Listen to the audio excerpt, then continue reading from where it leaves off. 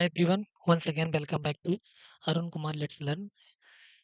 तो मेरे भाई, आपका पुनः अपने प्यारे चैनल में बहुत बहुत स्वागत है इलेक्ट्रोकेमिस्ट्री के इस नए लेसन में। इलेक्ट्रोकेमिस्ट्री में पुरानी टर्मिनोलॉजी जितनी भी हमने पढ़ी थी, वो आई होप आप लोगों को बहुत ही अच्छी लगी होंगी। जिसमें हमने आपको इलेक्ट्रोड्स क्या होते हैं, स्टैंडर्ड हाइड्रोजन इलेक्ट्रोड्स क्या होते हैं, एसएचजी के बारे में नोट बताया था, अपचयन क्या होता है, ऑक्सीकरण क्या होता है, इन सब चीज़ों के बारे में थोड़ा सा हमने बताने की कोशिश आपको की थी। फिर आपको इलेक्ट्रोकेमिकल सीरीज क्या होती है, कैसे उसको डिफाइन किया गया था, कैसे बनाया गया था। उसमें दो एक होता है अपचयन विभव, एक होता है ऑक्सीकरण विभव। इन्हीं दोनों के आधार पर जो है वो इलेक्ट्रोकेमिकल सीरीज बनाई जाती है। बेसिकली जो रेजिस्टेंस मानते हैं लोग ज़्यादातर, वो रिडक्शन पोटेंशियल यानी अपचयन विभव के आधार पे इलेक्ट्रोकेमिकल सीरीज को डिफाइन ज़्यादा किया जाता है। ठीक है। अब हर बुक में टेबल को ऊपर नीचे रखा जा सकता है उनकी क्रमबद्धता के आधार पे। ये टेबल ऊपर नीचे हर एक बुक में अलग क्यों हो जाता है, क्योंकि कोई न कोई कोई जो है ऑक्सीकरण को ऑक्सीडेशन पोटेंशियल को मान लेता है स्टैंडर्ड, तो कोई जो है रिडक्शन पोटेंशियल की क्रम में इसको रख देता है सीरीज को। ठीक है। लेकिन अगर आपको रखना पड़े तो आप रिडक्शन पोटेंशियल के टर्म में रखेंगे, हमने वही आपको बताया भी था। ठीक। फिर अगला जो टॉपिक है मेरे भाई वो है, अब सेल स्थिरांक के बारे में पढ़ना है। ठीक है, सेल की चालकता के बारे में पढ़ना है, सेल का जो विशिष्ट चालकत्व होता है वो समय पढ़ना है। और जो हम सेल बनाते हैं तो किसी भी सेल को बनाने के लिए हमें इलेक्ट्रोलाइट्स और इलेक्ट्रोड्स की जरूरत पड़ती है। मेरे भाई, जो उसमें इलेक्ट्रोड्स के बीच में जो सोल्यूशन रहता है वो सोल्यूशन किसका बना होता है, बेसिकली अलग अलग इलेक्ट्रोलाइट्स, अलग अलग वैद्युत अपघट होते हैं। तो हर एक वैद्युत अपघट का अपना एक रेजिस्टेंस होता है, रुकावट होती है। हमने बताया था ना, जब हम किसी रेजिस्टेंस को, उसकी कंडक्टिविटी को मापते हैं किसी मटेरियल का थ्रू रेजिस्टेंस, तो हम क्या करते हैं, जितना उसके द्वारा रुकावट हुई है उसी का अगर हम उल्टा कर देते थे, यानी रिवर्स कर देते थे, 1/r कर देते थे, तो हमको क्या मिल जाता था, हमको उसका जो है कंडक्टिविटी मिल जाता था। क्या ये सब चीजें हमने आपको बता दिया था।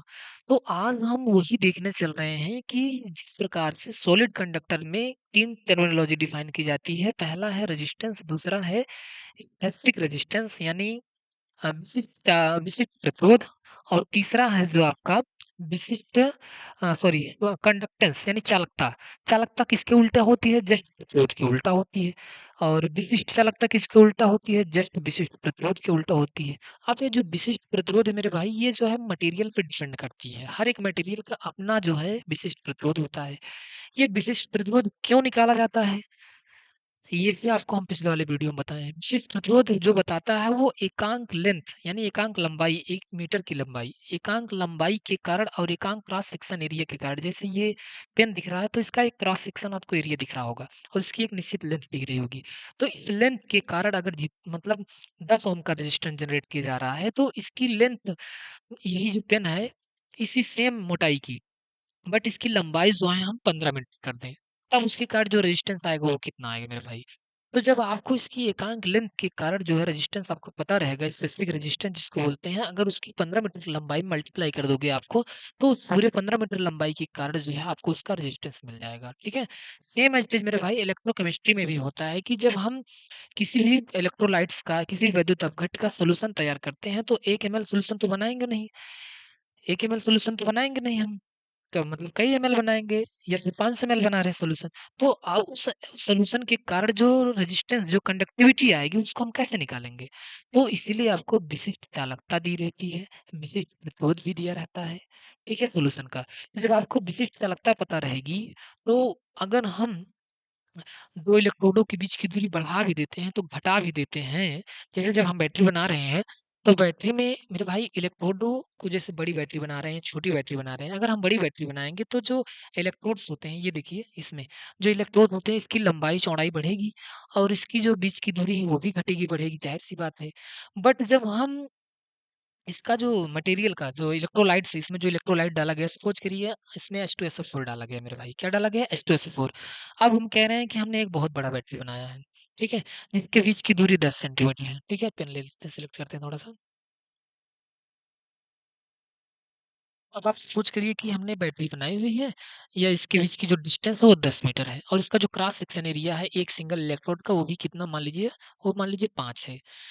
तो मेरे भाई, अगर हम 10 सेंटीमीटर 10 सेंटीमीटर का जो लेंथ है और ये 5 सेंटीमीटर क्रॉस सेक्शन एरिया है, उसके बीच इस सॉल्यूशन को रनिंग कराएँगे, तो उस केस में अगर हम इसका रेजिस्टेंस निकालेंगे या फिर विशिष्ट चालकता निकालेंगे, तो क्या वो 1 सेंटीमीटर की दूरी पर जो ये रॉड रखे जाएँगे, ये इलेक्ट्रोड्स रखे जाएँगे, तब की जो चालकता आएगी और अब की जो चालकता है, क्या दोनों सेम रहेगी? अलग रहेगी। अब भाई कैसे कह रहे हो आप कि हमने जो है एक आदमी को 100 मीटर दौड़ाया है और फिर उसी आदमी को 50 मीटर दौड़ाया है, तो किसमें उसकी जो है डिस्टेंस को कवर करने में टाइम कम लगेगा? तो ज़ाहिर-सी बात है कि 50 मीटर वाले में 100 मीटर में तो ज़्यादा हो जाएगा। तो ऐसे ही जब वो डिफाइन किया गया था विशिष्ट चालकता इन वैद्युत अपघट्टों के लिए, तो इलेक्ट्रोड्स को जो है इलेक्ट्रोड के बीच की डिस्टेंस को फिक्स किया गया था। 1 सेंटीमीटर लिया गया था, 1 centimetre length between 2 electrodes and 1 centimetre square cross section area of this electrode cross section area. उस केस में हर सॉल्यूशन का जैसे H2SO4 का, NaCl का सबका जो है उस कंटेनर में यानी उस सेल में जो हमारा सेल था जिसके बीच की दूरी 1 सेंटीमीटर थी जिसका क्रॉस सेक्शन एरिया इलेक्ट्रोड्स का 1 सेंटीमीटर स्क्वायर था, उसमें जो है अलग-अलग सॉल्यूशन डाले गए, यानी अलग-अलग इलेक्ट्रोलाइट डाल करके हमने उसके विशिष्ट प्रतिरोध को निकाल लिया। अब हमें उसका विशिष्ट प्रतिरोध पता है, जैसे NaCl का विशिष्ट प्रतिरोध पता है, H2SO4 का पता है। तो अगर हम H2SO4 वाले सॉल्यूशन का एक सेल बना रहे हैं और वो हमारे सेल जो है उसका जो बैटरी है कैपेसिटी थोड़ा हम ज़्यादा रखना चाह रहे हैं, यानी इलेक्ट्रोड बड़े होंगे, उनके बीच की दूरी अलग होगी, तो उस केस में मुझे जो उसका चालकता मिलेगा, वो कैसे निकालेंगे हम? तो उस केस में हम चालकता निकालेंगे कि जब हमें 1 उसका विशिष्ट प्रतिरोध अगर पता है, तो उसकी लंबाई अगर हम बढ़ाए हैं, घटाए हैं, तो उसमें मल्टीप्लाई कर लेंगे हम। तो हमको क्या मिल जाएगा? विशिष्ट चालकता और विशिष्ट प्रतिरोध आसानी से मिल जाएगा कि नहीं मिल जाएगा मेरे भाई? मिल जाएगा ना? तो यहाँ देखो, ये विशिष्ट चालकता की ये जो डेफिनेशन दी गई मतलब सॉरी क्या बोलते हैं उसको सूत्र दिया गया है वो कप्पा होता है। क्या होता है? कप्पा। इसकी पिछले वाली वीडियो में हम बता दिए कि ये डेरिवेशन कैसे आया है, ठीक है? ये कप्पा बराबर जो आया है K बराबर G into L by A. G into L by A, यानी लंबाई अगर हम बढ़ा रहे हैं तो विशिष्ट चालकता क्या हो रही है? बढ़ रही है। और क्रॉस सेक्शन एरिया अगर हम घटा रहे हैं, देख रहे हैं?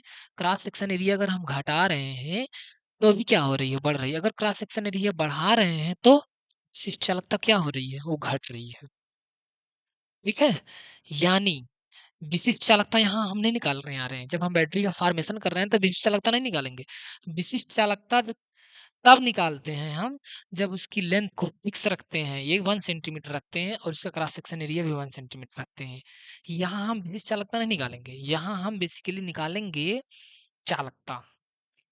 जब हम कोई बड़ा सेल बना रहे हैं, ठीक है? कन्फ्यूज़ ना होइए, जो आपके सिलेबस में है वही पढ़िए। हम चीज़ों को कुछ और रिलेट करना चाह रहे थे कि जैसे विद्युत चालकता जब निकाल रहे थे तो हम फिक्स कर रहे थे, लेकिन अगर हम सेल को मतलब क्या बोलते हैं उसके इस लंबाई को बढ़ा दें, उसका इलेक्ट्रोड बढ़ा दें, तो क्या विशिष्ट चालकता लगाएगी? हाँ, ज़ाहिर-सी बात है लगाएगी।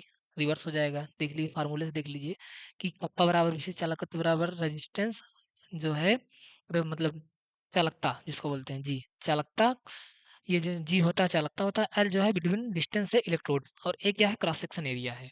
तो क्रॉस सेक्शन एरिया बढ़ाने पर चालकता तो हमें क्या होनी चाहिए थी? विशिष्ट चालकता हमारी बढ़नी चाहिए थी लेकिन घट रही है यहाँ पे, ठीक है? क्यों? क्योंकि यही विशिष्ट चालकता अगर 10 आई है, किसके लिए? मतलब मान मान लीजिए H2SO4 के लिए, किसमें? 1 सेंटीमीटर लेंथ है, 1 सेंटीमीटर क्रॉस सेक्शन एरिया है। तो जब आप यहाँ निकालोगे 10 सेंटीमीटर में कर करके, तो इसकी चालकता 10 ही आनी चाहिए ना, इसीलिए ऐसा हो रहा है यहाँ, ताकि 10 ही आए इसका। ठीक है? बट हमें ये सब चीज़ इसमें नहीं जानना है, हम अपने टॉपिक पे आते हैं सीधा, ठीक है? ये सब थोड़ा-सा रिवीज़ कर लेते हैं इसमें हम बैक करके। तो हम आपको बताने जा रहे थे कि विशिष्ट चालकत्व जो है डेरिवेशन पे पूरा बता दिए कैसे आया है, ठीक है? अब यहाँ सब चीज़ें दी गई है कि विशिष्ट चालकत्व जो है उसके चालकत्व जी के कब बराबर होगा, यानी विशिष्ट चालकत्व कैपिटल जी के इक्वल तब होगा जब लेंथ जो है इलेक्ट्रोड्स के बीच की दूरी जो है वो 1 सेंटीमीटर हो और क्रॉस सेक्शन एरिया 1 हो, ठीक है? तो यहाँ देखिए आयन जो हटा रहे हैं ये इलेक्ट्रोड्स के बीच की डिस्टेंस ये सिर्फ हम आपको दिखा चित्र लाए थे इसलिए कि ताकि आपको इमेजिन हो जाए। ठीक है, हम इसको डिलीट कर रहे हैं यहाँ से या फिर हटा दे रहे हैं यहाँ से।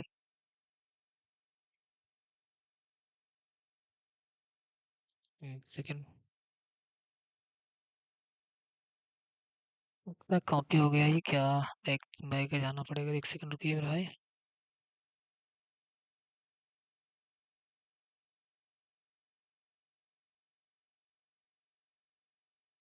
बस।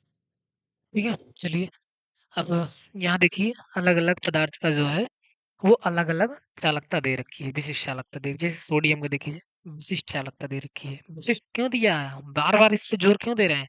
क्योंकि ये 1 centimetre length, 1 centimetre cross section area वाले पे दिखाया गया है, ठीक है?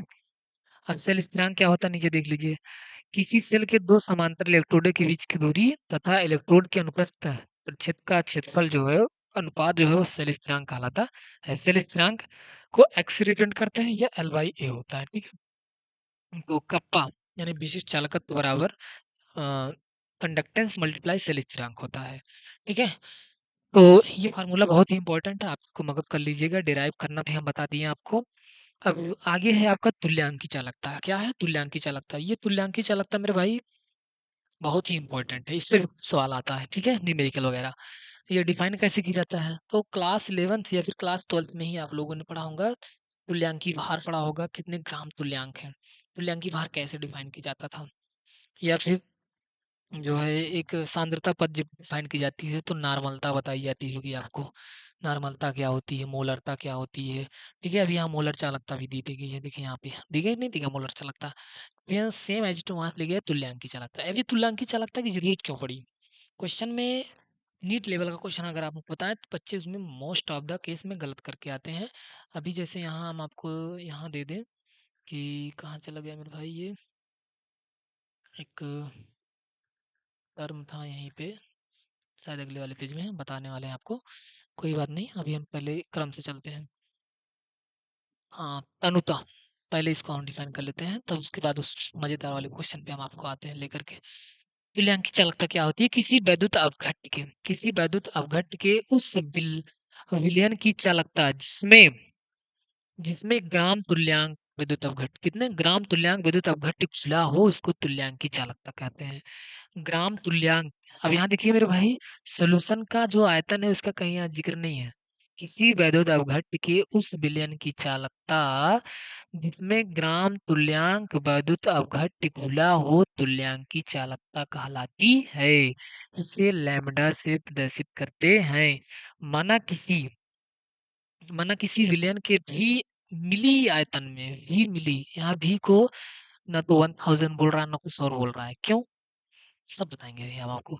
सिर्फ ये देख लीजिए यहाँ लिखा है भी मिली आयतन में 1 ग्राम तुल्यांक, कितना 1 ग्राम तुल्यांक विद्युत अपघट्ट चुला है। तो तुल्यांकी चालकता जो होती है लैम्बडा बराबर होती है कप्पा गुणे वी। क्या होता है? कप्पा गुणे में वी होता है। ये कैसे आया? कैसे आ गया मेरे भाई? ये कैसे आ गया कप्पा गुणे वी? अब आपसे हम पूछ लें अगर कि कप्पा गुणे वी क्यों लिखा गया है यहाँ पे? कप्पा तो विशिष्ट चालकत्व होता है 1 ml सोल्यूशन का। 1 ml सोल्यूशन कब आएगा? जब आपका सेल के इलेक्ट्रोड का बीच का डिस्टेंस 1 हो और इलेक्ट्रोड्स का जो लेंथ हो मतलब क्रॉस सेक्शन एरिया भी कितना हो 1 हो, तो उसके बीच में सॉल्यूशन कितना आएगा? 1 ml आएगा ना। तो 1 ml के कारण के चालकता निकाल करके अगर हम उसमें VML से मल्टीप्लाई कर दें, किससे? VML से मल्टीप्लाई कर दें तो उसकी चालकता मिल जाती है मुझे। जैसे अगर मुझे ए विशिष्ट चालकता पता है तो हमने कहा कि भाई इस NaCl का सॉल्यूशन का विशिष्ट चालकता हमको पता है। तो NaCl के 500 ml कितने का?